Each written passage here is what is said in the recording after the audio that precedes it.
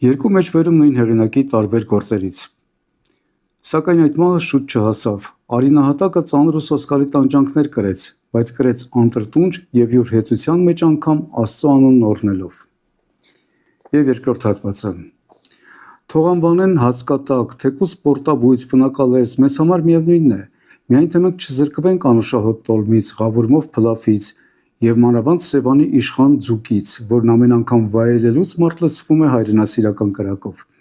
Այո, թող մեզ անվանեն ինչ ուզում են, միայն թե անպակաս ունենանք հիշյալ բարիքները, մեր ներքին ու արտաքին փարաջաները, և ձմեռ ժամանակ բոխու փայտով տաքացրած մեր սենյակները, ուր տիրակնոջ կողքին հանգիստ նստած խոսենք աշխարհի ունայնության մասին, կամ ոգևորված ժամանակ ջան ասենք, ջան լսենք։ Առաջինը 16-րդ դարում հանուն իր հավատքի պարսիկներից տանջալից մահ ստացած Անդրեաս Երեցն էր։ Երկրորդը 19-րդ դարավերջի հայ հոգևորականության մի հավաքական հատված։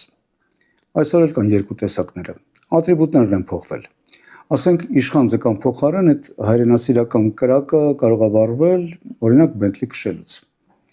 Ես կարծում եմ, հանրության մեջ որ տեսակի երկրպագուն գերակը շրեց, այն էլ կառաջնորդի եկեղեցին։